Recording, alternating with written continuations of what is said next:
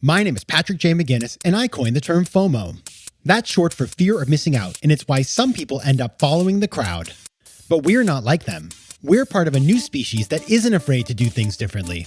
I call us FOMO Sapiens. And this is the show where you'll meet people like us, phenomenal FOMO Sapiens, to learn how they find the courage and the ideas to live exceptional lives. FOMO. FOMO. Welcome back to FOMO Sapiens, the show for people who don't just follow the crowd, but instead take their own path to success in business and in life. I'm your host, Patrick J. McGinnis, venture capitalist by day, author and podcaster by night, and FOMO Sapiens 24/7. Now, the topic today is the story of GrubHub founder Mike Evans on remaking his life after the IPO of his company. Now, Mike took this company from startup to exit. That's the dream. That's the thing everybody lives for. But in the process, it wasn't easy. And so he has this book out. It's called Hangry. And he talks about the process of building the business, the sacrifices, and how he decided to go on this huge trip around the country on bicycle to find himself again. Now, Mike founded GrubHub in his spare bedroom and then grew it into the multi-billion-dollar online food empire that it is today. It's now a household name. I've certainly used it. I bet many of you in the States have as well. And since leaving GrubHub, he founded Fixer.com, an on-demand handy person service focused on social impact. He lives in Chicago with his wife, daughter, and dog, and of course his bike, because this bike makes it into the book as well. And we're going to be talking about a lot of stuff today because Mike is very straight up and honest about his story, and he's a very bright guy, one of these MIT guys, so analytical, thoughtful.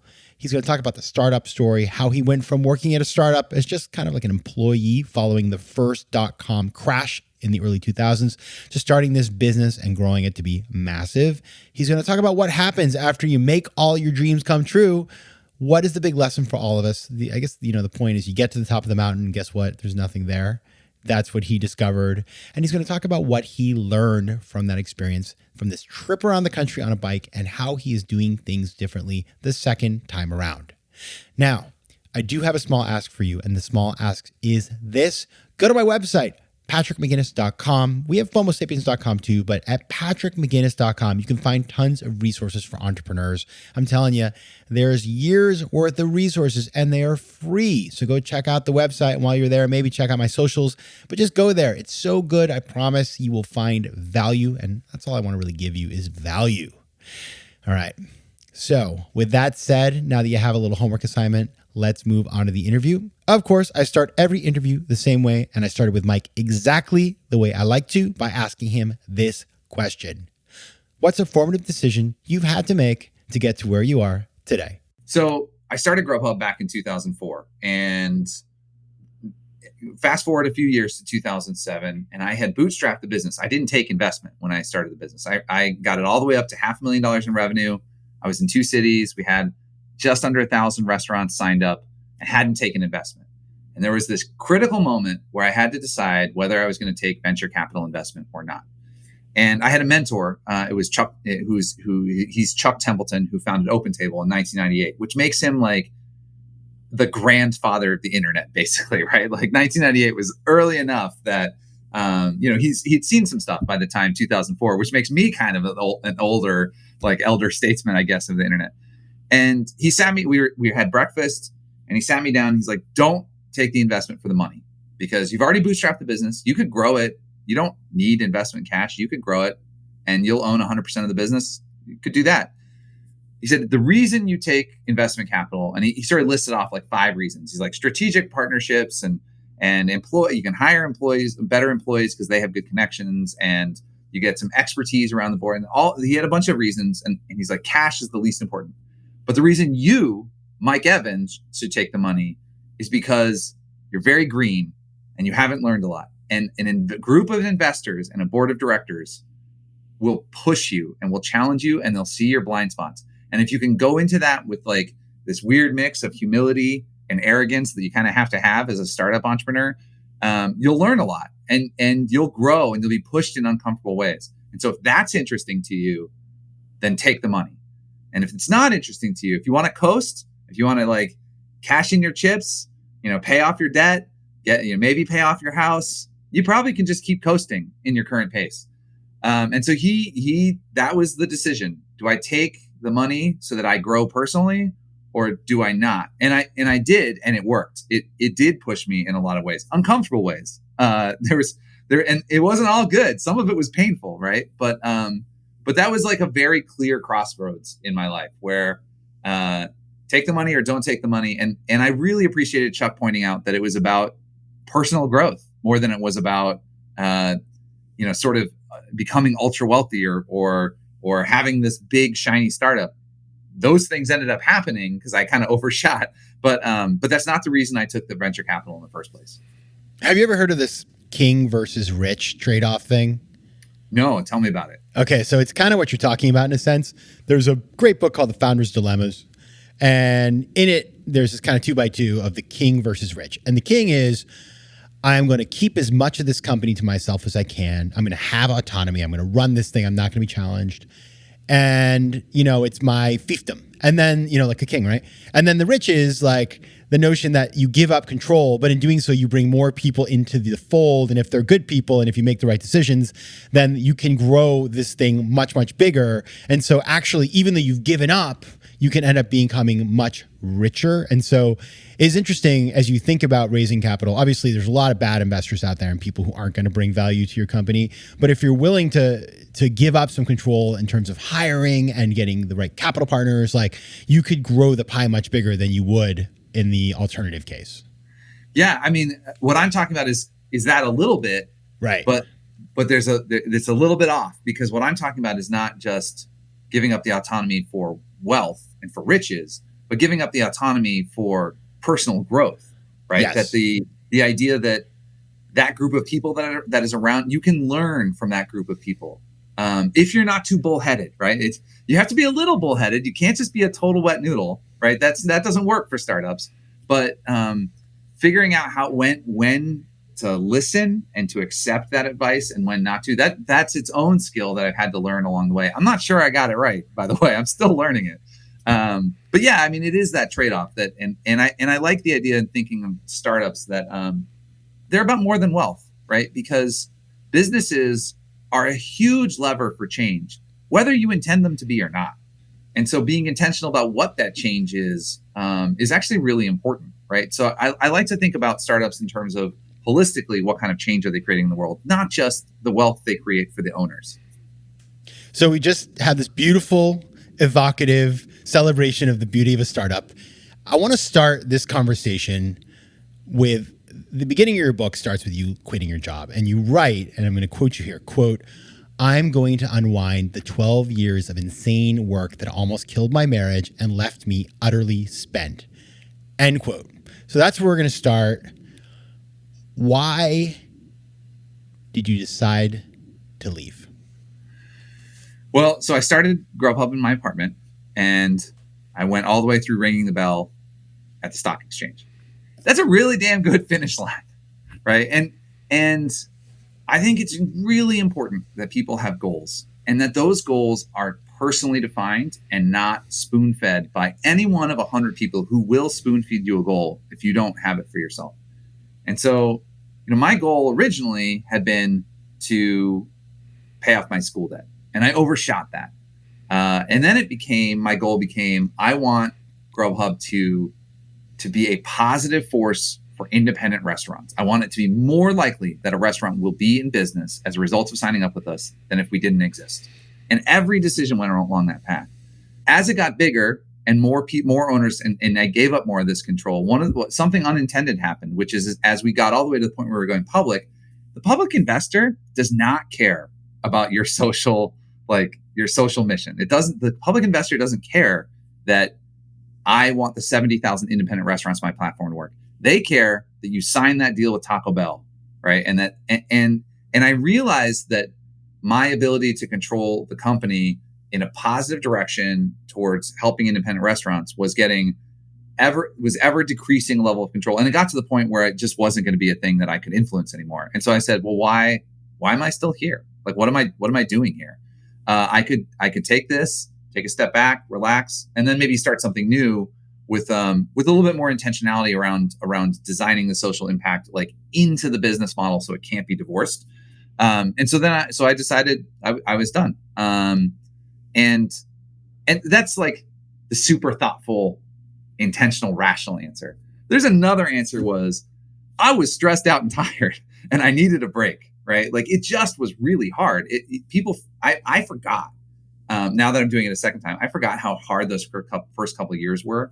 And the demands on your time are like, you can't prioritize them. If you've got a board meeting and you have to prep for it, everything else gets pushed aside.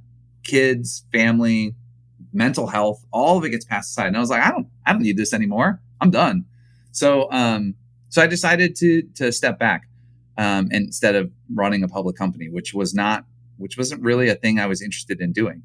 And so there was a lot, right? It's a potpourri of reasons, but on balance, all it came to is time for me to move on. FOMO. Was it, do you think there was a way to manage that? It's interesting because, you clearly did well in the company. You took it public, financially independent, all that sort of stuff. One would think that you would have the mechanisms to be able to change things. Like, did you try like coaching? Was this more about your sort of workaholism? Was it something else? Like, was there a way to sustainably continue, or are you just completely certain that it just wasn't sustainable anymore for you? I'll flip that around on its head and I'll say, if you're going to be at a public company and running it, and it's going to take you 60 hours a week, you got to have a really good reason to be there.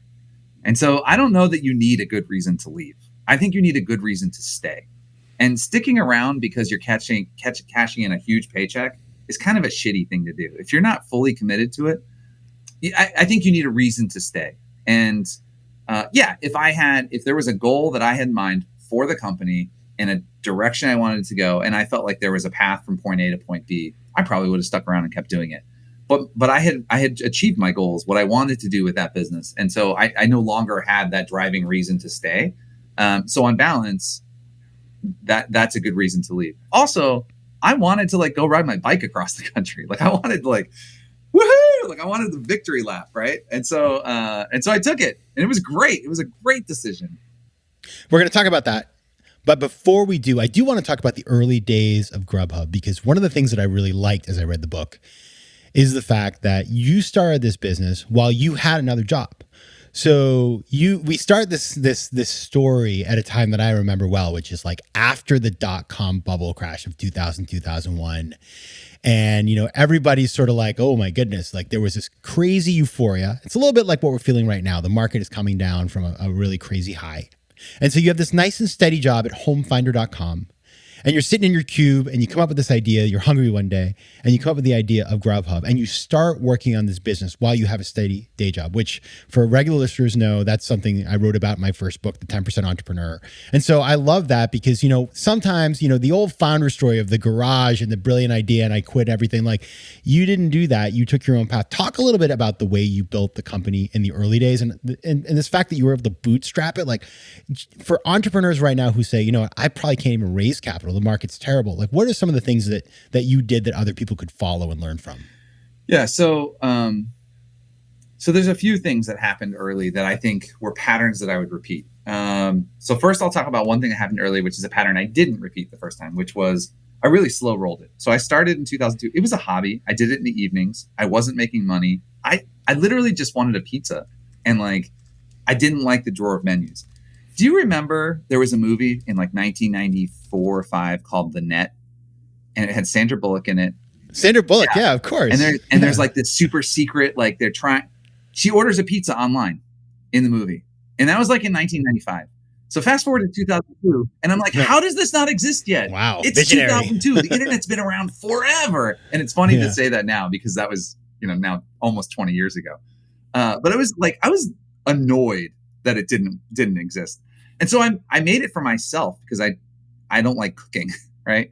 And so there was a year between I made it for myself and I just kept tinkering with it, and that first sale to a restaurant where I sold actually my business partner, Matt, actually sold the first restaurant. And so there was a sort of a slow roll. I was indexed on, I got the website indexed on Google, but more importantly, MSN and Yahoo, which at the time were bigger, which is again, so hard I know. I remember. It's crazy. Yeah. And Alta Vista. Yeah. And Lycos. Yeah. I made sure that it was indexed on all those websites, on all those search engines. And it started getting some traffic. And then, it had some features, but it was because one of the things a lot of people can't do is, I have a software, and so I'm a software engineer. I have a master's in computer science from MIT, right? So I can write software all day long. And so one of the things that people have to get investment for is they have to find a technical co-founder to go write the software. I didn't have that problem. I just coded it myself, right? But I also had to do the sales. I had to do everything myself. So there's what the path of bootstrapping, doing it yourself, is the path of doing everything yourself. You have to do marketing, sales, engineering, janitorial, legal, banking. Like, you have to do it all. So among that set of things, and this is the pattern that I repeated the second time, when that first restaurant got sold and I got that check for $140, it was like weeks. It was like 2 weeks, and I quit my job, and I got a Selling for Dummies book from Borders, and I just went nuts, because I wasn't like metaphorically hungry. I was physically actually hungry, and I went into restaurants and I tried to sell them. And if I didn't leave with a check, I at least left with food, right? So there was like, I have a friend that says, shoot bullets before you shoot cannonballs.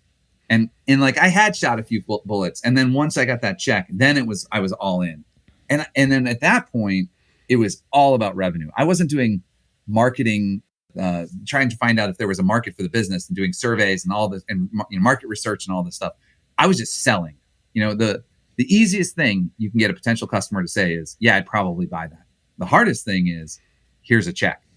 And that second thing is 100 times harder than the first thing. And so going and asking people if they might buy a product isn't very helpful. But going and selling it to them and getting a check is a really good validation. And actually, if you can get the second check from the same customer, if you delivered enough value to get a repeat purchase, then you've really got something. It's not just, I sold them on charisma, like the product worked. So it was sort of a slow roll at start. I got a little basis going. I got some traffic on the website, and then it was a very quick. Once I made the transition, it became all consuming. I really like what you just said about the second check, because I think it, first of all, we live in a world now where it feels like everything's virtual. So like walking into a store and selling a software product to them feels so delightfully retro, but it is something you can do today. Yeah. And in fact, a lot of great entrepreneurs that I know, like, they recognize that being out into the field and talking to the customer and selling them on the spot, face to face with the handshake, now that things are back open, is the way to do it. So it is harder, because it's scary to walk into that place and put yourself on the line and maybe get a no. But if you make the yes happen and then you actually get to the second yes, then you're on a roll. Yeah. Which is really powerful. Yeah. I have a lot of thoughts about canvassing versus outbound sales versus inbound sales and all of that. And each one of them has, your highest probability of success, like percentage of an individual sale being successful, is highest if you just go meet face to face. But also, the pain of rejection is the worst, because then somebody literally kicks you out of their, well, in my case, in the restaurant, right? If you're okay, but then you actually get more sales if you just call people and you're okay with getting rejected more frequently. But then the pain of that rejection isn't as bad, right? But when I went in and talked to people face to face, it was not just delightfully retro. I literally had printouts of what the screens looked like, because I didn't want to get distracted by the digital interface. I wanted to just show them the value and talk to them. And actually, the thing that worked, the sales line that finally worked, had nothing to do with the value of the product or the number of customers I was going to bring or any of that. It was literally, hey, I'm an entrepreneur, you're an entrepreneur, take a chance on me. That was the golden line. That was the line that closed 70% of the rest of the first 100 restaurants. It wasn't about cramming data down their throat. It was about a relationship. And so it's hard to do that over the phone. So I walked down Clark Street in Chicago and just signed up a bunch of restaurants that way. That's fantastic. That is, I wouldn't have thought of that. We oftentimes think we have to sell the product so hard. You have to have a product, but if you just look at somebody in the eye, entrepreneur to entrepreneur, you may get an unexpected outcome. FOMO. You mentioned the bike trip. Now, Mike, if you look behind me, you can see my trek right behind me here on the screen. Everybody, we're talking on video. So I started on the Peloton, and then I moved to the road bike Thank you, pandemic, for that. So a lot of what this book about, Hangry, is about the fact that, you leave your job and you go on this bike trip, and it's this journey of discovery. So talk about, why you did that and what you learned about life and about business. Oh man. So we got like 3 hours. No. FOMO Sapiens have very short attention spans. Let me see if I can condense this down into just a little bit. I would say I didn't learn this, but I experienced it a few times. I experienced being present a few times in ways that I had not doing a startup, where I was just riding in the mountains, just in the moment. And there's not really a lot to say about what I learned there, because I was just present. I was just in the moment and enjoying it. And I would say that was maybe only a total of 4 hours in aggregate of the 79 days I was on this bike trip. But it was a very profound 4 hours, right? It happened over the course of, it probably happened 3 or 4 times, just for like half an hour at a time, where I was just physically not totally exhausted, but getting tired. My brain, I just like took it all in. And there's something really valuable about being able to be present. In a startup, I'm always pushing. I'm always like, I can't sit still. I'm pushing and pushing and pushing. There is a lot of FOMO. There's a lot of like anxiety about what happens if somebody comes along and eats my lunch, right? And so you push and push and push. And so I was trying to balance that with, I did something pretty great. I can just sit and enjoy it. And so there was that moment. I think, one of the things that I was attuned to as I was going across the country is what makes a small town or a city, what makes one successful versus a ghost town. And independent businesses, as opposed to big box stores, made a huge difference in the vibrancy of the small towns I went through. And you could tell that there were individuals who fought. There's a chamber of commerce or an individual or a 4-H club or something where people were fighting for a vibrant downtown with independent shops and restaurants and community centers and auditoriums and things like that. And the ones that like sort of put the big box stores off by the interstate, like 15 miles away, they really did well. And this was like really on my mind because, right as I was leaving GrubHub, the debate, I had been suppressing the debate around chains versus independent restaurants. And we had no chains when we went public. 70,000 restaurants. The biggest chain was Leona's in Chicago, which was like 10 stores. And so I was thinking a lot about this, the independent entrepreneur versus the corporation, and seeing it in small town America was pretty impressive. I think the other thing that really struck me on the bike trip was, if the news really represented the people that you meet as you go across the country, the news would be, 29 minutes and 57 seconds out of a 30-minute show of people being kind and gracious and generous and wonderful. And it was amazing. In town after town, people were so welcoming. And some of that might have been privilege. I'm a white dude. And maybe not everybody would have experienced that same level of welcomeness. And I had other friends on the trip, who were more who represents more diversity, who maybe didn't experience the same level of welcoming, but still mostly it was very welcoming. And so that was something that was really profound, is everybody was super welcoming. And then those same welcoming people, when they talked about the people 2 towns over, they're like, oh, those people, they're really unfriendly. And so this kind of concept of like, if you meet someone in person, they're really kind, but when it's far enough away to be other, they're quite critical and cynical of them. I experienced that again and again as well. And it was just sort of an amazing thing to see in town after town. And one more thing. The American diner, like that serves like eggs and pancakes and hash browns, it's the same everywhere. From Florida to Virginia to Kansas to Wyoming to Oregon, it's the same diner in every town. And it's wonderful. Why? Do you have a theory on that? I'm curious. I have no theory on that, but it's the same. You could literally take the same menu. The hash browns differ slightly, but it's just everyone will make over easy eggs across the entire country. Who says Americans don't have culture? Right? I love it. My British friends who I met up on the trip were like, they'll really just make the eggs any way you want. They don't just serve them to you and say, like, eat it the way we make it. I'm like, yeah, no, that's a thing. They make the eggs the way you want them. Now, you have a new business. It's called Fixer.com, which is an on-demand handy person service. And what's interesting here, unlike the old sort of distributed labor model or like the Uber model, these are actually W-2 employees that have benefits and they're trained from scratch. I'm curious, why did you decide that this was going to be your next adventure? What was it about this business model? And was it connected to what you'd seen around the country? Like, how did you formulate this? Yeah. So I don't have to cook anymore because I made GrubHub. So that's good. But on a Saturday afternoon, I might still end up, assembling IKEA furniture or fixing the weather stripping on a door or whatever. And I was like, I think that there's a problem here. Why can't I find a handy person?